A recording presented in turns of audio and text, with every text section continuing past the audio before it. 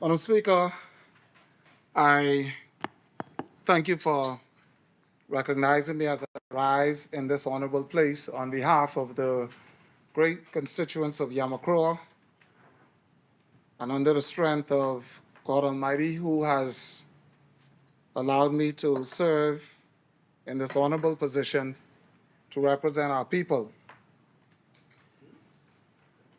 Madam Speaker, as we debate this very important resolution, I would like to say from the offset that Yamakroa supports wholeheartedly this resolution that will bring relief to the Bahamian people, especially when it comes to power generation, reliability, and the cost of power.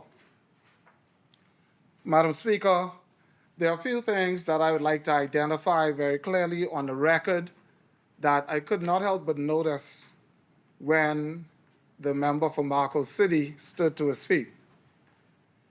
He would teeter between our administration and he would highlight the Minister administration and take ownership of the Minister administration.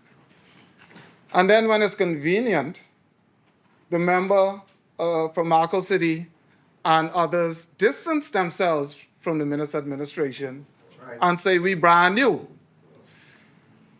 If you listen to Marco City and the opposition, Madam Speaker, you could swear that ministers had a perfect government because they tout every policy that the Minister administration would have put in place and hail it as something successful that would have occurred during their time in government. Madam Speaker, this level of amnesia by the members opposite is astounding. So good that they get rid of him. Madam Speaker, the people remember just how much they suffered under those programs of the Minister administration.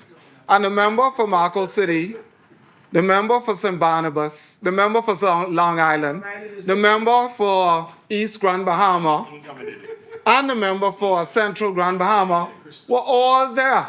I know he was. And you could swear that they were not, because they conveniently distance themselves and say, now we will do A, B, C, D, and E. They have the perfect plans for their, what they seem to think is their future. But the plans for your future may not even be to sit right where you are, St. Barnabas.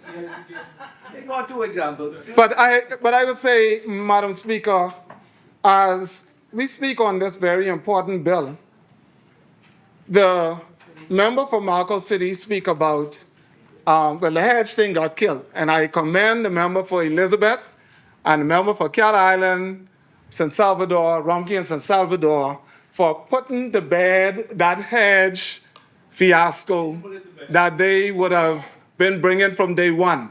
Ever since I came in here, they touted hedge, hedge, hedge, until we found out today the full details very clearly. The Bahamian people understand that their hedge was actually a failure. Not because it wasn't a good plan, because their behavior in government was never good execution. They have an execution problem. And their execution problem seems to be extended now because they come with now revitalized plans of what they intend to do, because all of a sudden our idea still ain't good enough. It's amazing that the member for Marco City, when price rates are lower in New Providence compared to Grand Bahama. See, I know I lived in Grand Bahama for a long time, right? And the member stands up in here and says, well, I still don't believe that's a good move for Grand Bahama, that the price rates would be equivalent to New Providence. Their intentions are clear. Listen, if stop, review, and cancel could have been a person, it was them. Because they're showing you what they intend to do, but luckily the Bahamian people will not allow that to happen again. Madam Speaker, this is a copy of an excerpt on energy. It says energy. It looks familiar, St. Barnabas. It looks familiar? That's what they Okay. Bible. It looks familiar? That looks This is familiar. 2017. 2017 manifesto, all right? And it says, recognizing the importance of the energy sector to the future development of our economy and the preservation of our pristine environment. This sounds just like Marco City, Just like what he reading. just like what he's reading. All right, the goal is to reduce dependence on fossil fuels by aggressively utilizing renewable sources of energy, including solar, wind, wave, LNG, methane, waste energy, and biofuel. Our key initiative will be aimed at both improving and modernizing our current energy procurement, production, and distribution methods. They had big plans. He right that. And they come back in your plan. This is their energy plan from 2017. They come back in here. They did none of this during their term. Now we're actually fixing it, doing something like the member for South Beach says, and they got a problem. They should stand in here and applaud the government and say, okay, let's do this together. Ever since they've been in opposition, it's doom and gloom. Oh, it ain't gonna work. It ain't gonna happen. Y'all can't do it. I won't trust y'all. And they're trying to throw things out in public to cause the Bahamians to be bamboozled by their politicking again. This is not gonna happen. No. And I'm gonna table this because this is their manifesto. Listen, so your Free National Movement government, Marco City's words today, will revolutionize the energy sector. He said, number one was, this is their checklist now. Number one is privatizing the Bahamas Electricity Corporation, or BEC, to ensure Bahamian ownership through majority shareholding. So they were going to privatize it and let, right? No. Sorry, no. Selling things off. They're going to privatize. Listen to this, Kevin. Who's saying that? Who would do that around? Your Free National Movement government will revolutionize energy. This is St. Barnabas, Marco City, right? Eastern Bahama, right? Long Island, right? And Central, well, I can't have Central go on the COI, so I can't talk about Central, right? So we can do Central.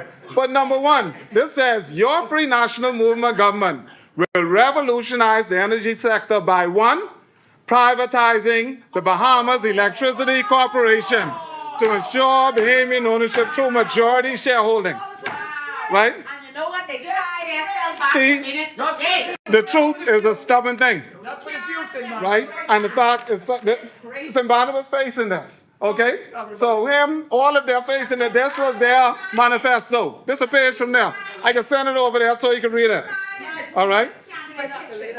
Providing incentives and tax concessions to local private companies for the production and supplies of alternate fuel sources, including waste energy, biodiesel, methane, LNG, and wind and solar energy in New Providence and the Family Islands. Just like DTC. Publicly traded alternative energy companies that provide services in areas of assembly, installation, and maintenance of renewable energy sources. Introducing prepaid smart metering, advanced metering infrastructure as an option for consumers. And creating renewable energy economy by supporting, promoting a national solarization program. But we know that ain't happen, right? So they could boast about we could do this, we could do that, we could do the next thing. They said it before and didn't do it. Nothing. And now they have a problem because we're doing it today. We're taking one step further. This is a habit. This is a habit of this F&M administration who now grapples because they only want power. They would promise you anything. They did it before. No point. All right? And they said, No point. also, they said creating, they ain't even got no point out. What you do? Put a point against your manifesto? All right, well then sit small until I call your name. So creating a renewable energy economy by supporting and promoting a national solarization program, reducing the cost of energy by modernizing the electricity generation, transmission, and distribution infrastructure. You didn't do it. Nothing. So don't come in here with the same words, but we will, under our government, we will. Because you said in 2017 you had your full term, They did. and you didn't do it. As a matter of fact, you did the complete opposite. And now here you come with this doom and gloom again, trying to sell in the Bahamian psyche that we are doing something that doesn't benefit them, and you will do something different. Lie about tri-fuel too. Oh, I'm glad you bring up tri-fuel in member for Elizabeth. Madam Speaker, I will lay their manifesto energy plan 2017. Madam, Ma- Give away. Give away. Give away. Crickets over there. thank you. Cricket. That's St. Barnabas not, sorry. When it comes out, I can tell you That's that's St. the James man. now. Oh, baby. On St. Barnabas. That's You're taking a phone. Which the one? real man. Which one, St. Barnabas? St. They James? want to sell the government building. Give everything away. monuments. Every single But they're thing talking away. about the select few. Madam Speaker, thank you. Few. Madam Speaker, Who's going to buy BPL? in addition to what was placed there, right? And the Honorable Prime Minister, he identified, and the member for Elizabeth identified that BPL had a promise. They had this promise when they were riding the generators that South Beach mentioned through New Providence, shut down New Providence to ride these generators. That was the move to do all them things they said, right? That was in their best year, according to them, 2019, right?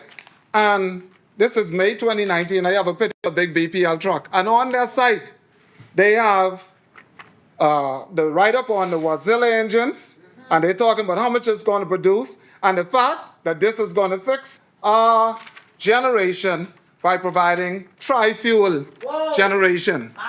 Okay? This is the same group. Just a couple years ago, this a couple months ago, right? They come in here acting brand new. This is facts. And the thing is, the member would stand up there, but he has facts, and all he do is talk, and doesn't lay, and he wouldn't lay any, oh, I'm prepared if you would only just answer, and they come up with these questions. All they have is 21 questions. Over and over again, question time, right? This debate time. Bring your facts, because I can bring mine. Good. And I lay this one on because this is from the BPL site of 2019. Madam Speaker, if I may submit this to the record. Order the document be brought up? No. Yeah, They lied. In order for them. they got to say where them engines going because it wasn't theirs. 5 million per engine. Oh my God. It's all about trust. That's what that is. My goodness. And you said it right, Angleson. It is all about trust because they come in here, they come in here and they gambling with the people's lives because they present something that they really aren't. We work for you? So, Madam Speaker, You really should I rise today. Order the document to lie on the table. Thank you, Madam Speaker. BPL. I rise today. See, Madam Speaker, I isn't going to segue there because, My God. you know, this doom and gloom behavior got to stop. Something that's good for the people, you got to support. And they can stand up here, but oh, we support this and they will do nothing. They're hoping the Bahamian people fail. They're hoping that the Bahamian people fail so they could be miserable like they made them miserable. And then they could vote them and say, okay, we just want them, let's just give us something different. It ain't gonna happen. The chair recognizes the honorable member for St. Barnabas. Speaker, I didn't want to interrupt the good member for Yamacraw. But Madam Speaker, we will always push back on this ridiculous notion that holding the government accountable is bringing doom and gloom and wanting the Bahamian people to fail. Because in many respects, the failures that is happening, Madam Speaker, and all of the difficulties that the Bahamian people are facing is because of the failure of this government. So we want accountability on this government. So if they call it doom and gloom, we call it accountability, Madam Speaker. That's your point of order. Let me tell you what's wrong with your point of order, right? What you're saying and what you did, what you actually have in writing and what you did are two different things. So number one, accountability on your end goes out the window. And accountability starts with truth. So you cannot stand here, preach doom and gloom, and then say, I'm holding you accountable. No. There are some things that you can have questions about, that you may be opposed to, that you may find a better way to do. Oh, you have your chance when you're on your feet. Don't shout at me from down your seat. Yeah, some other people, but you've been doom and gloom, and all you do is speak in here, shout from your seat. Members, What do you Shout- What do you That's the accountability. Now. That's the accountability. Y'all want to sell BPL, man. Give What's away. this the accountability? You're out of control. Where's the EIA? Hiding. Y'all ain't trusting. But- Members, Where is the the members' BPL taxes buyer? must stop. Madam Speaker, the member for St. Barnabas who was shouting across my microphone, because I'm sure if I could hear him loud, everybody can hear him, right? Big boy. And I would just like, and if you notice, Madam Speaker, and the general public would notice, when the member for Cat Island spoke in here, the member for Marco City, every 2 minutes jumped up and he's shouting and he's screaming and he's angry. Use the key. When the member for Elizabeth spoke, every time, mid-sentence, she can't finish a sentence, they jump up and they're screaming and shouting. Obviously, the members intend to disrupt and be disruptive. Madam Speaker, I rise today to speak truth to power on the energy reforms being pursued by this Davis administration and the catastrophic situation we are pulling this country out of. Energy is one of the most important issues facing our nation today. Every Bahamian household, every business, and every community across this archipelago is impacted by our electricity issues. It is felt in monthly bills, and outages that interrupt daily life, and in the confidence of people that the system can be relied on. Prior to our administration, for years, Bahamians were told that relief were coming, that they were told that the reforms were on the way. They were told, as you can see in the manifesto that they had, that the plans were in motion to modernize the grid, reduce costs, and stabilize supplies. None of that happened. It is happening under this administration. Yet, for too many families, what they experienced instead were rising bills, persistent outages, and a full range of excuses. Our predecessors often spoke about energy reform, but what emerged in practice was a series of disconnected initiatives that never coalesced into a coherent long-term strategy. There was no comprehensive national energy policy. There was no clear plan to deliver infrastructure readiness, fuel strategy, and consumer relief, and no sustained reduction in electricity costs for ordinary Bahamians. Bills remained high, and in some cases, families saw them double. Outages continued, and generator rentals that they kept saying was supposed to be temporary became permanent. At the time, in opposition, our members asked reasonable questions. Where is the plan? Where was the transparency? Where is the relief? Those questions went largely unanswered. Madam Speaker, one of the most telling examples of this failure was the fuel hedging strategy pursued under the F&M that the member for Elizabeth laid out perfectly today. I call it the hedge that never delivered. It was a winning bet on paper, but a losing bet in reality. A bet that never had a chance to win because the Wasilla engines we needed working on heavy fuel oil were down and out for the count the entire time. The plan never stood a chance. They like to brag about what the hedge could have done in an alternate reality. It's clear they live in an alternate reality. But facts, as we showed today over and over again, are stubborn things. Madam Speaker, the fact is that the hedge was an A+ idea with an F- minus execution. At the time the hedge was in place, the Wasilla engines that relied on heavy fuel oil were offline. They were not tri-fuel capable, as explained in the online document on the website of BPL at the time.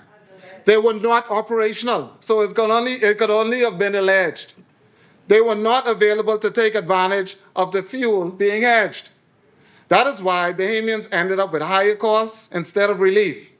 Beyond the hedge, there was a broader problem: the reforms that never rolled out.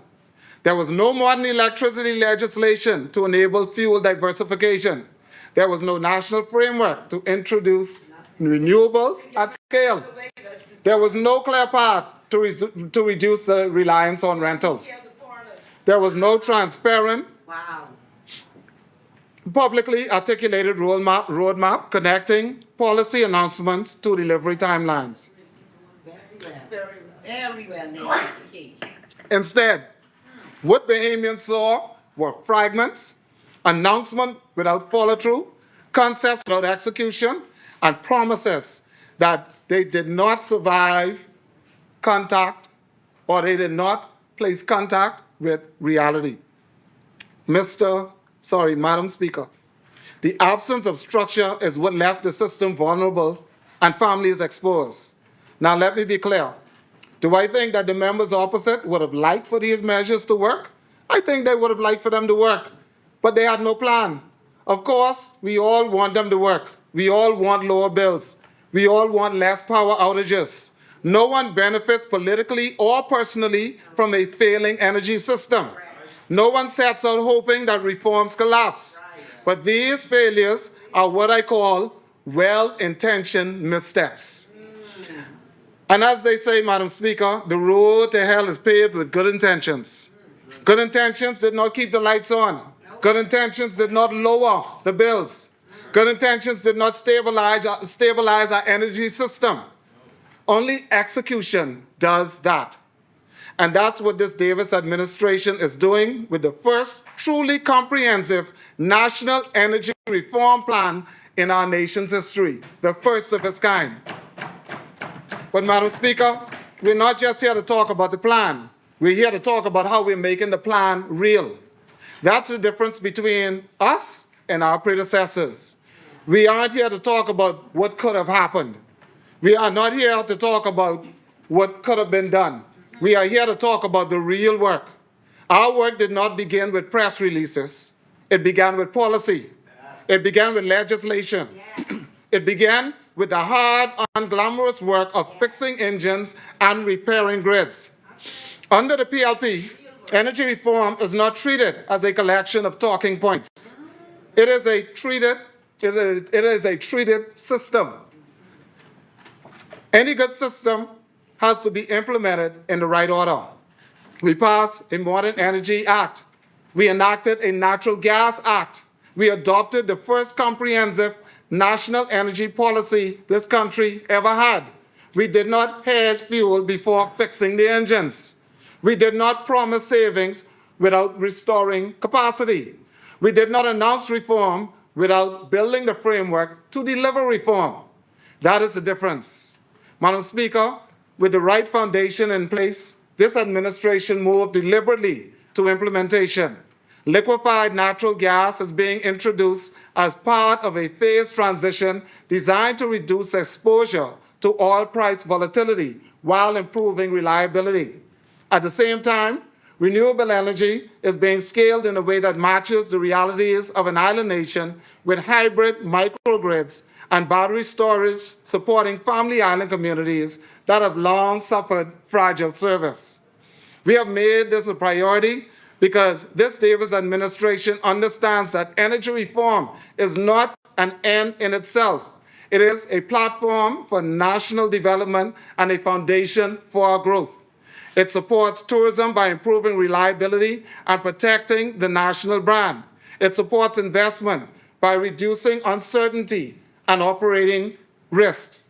It supports family island development by delivering systems that can carry growth rather than constrain it. It supports households by stabilizing costs and improving service. That is the plan. The difference has already become visible, Madam Speaker. Consumers have seen direct relief through targeted measures. Reliability has improved where investments have been made. Rental generation is being phased out rather than expanded. Fuel strategies are now aligned with functioning infrastructure, and solar and hybrid microgrids are going up all over the islands, including here in New Providence. Madam Speaker, when Bahamians talk to us about electricity, they are asking a very simple question. Are we finally fixing this, or are we going back to the same old pattern of promises without delivery? This administration has chosen to fix it. This administration has chosen to fix it. The resolution before us is a practical piece of that work. This gives Bahamas LNG Partner Limited the financial capacity to secure gas, honor its obligations, and support a fuel mix that is more stable and more affordable than the one we inherited. It is a targeted instrument that backs a state asset, which in turn backs Bahamian families and businesses every time they switch the light on. Colleagues opposite can vote to keep moving in the direction that they have been in or they've been going in, or they can vote to send us back to do, or they can vote to send us back to do the patchwork that they've been doing. But that approach has failed our people for far too long. Those are the stakes. On this side, we choose a power system that is planned, reliable, and fair to the people who pay for it every month. Yamakroa gives this resolution its full support, and I invite honorable members in this House, including the opposition, to do the same. Thank you, Madam Speaker.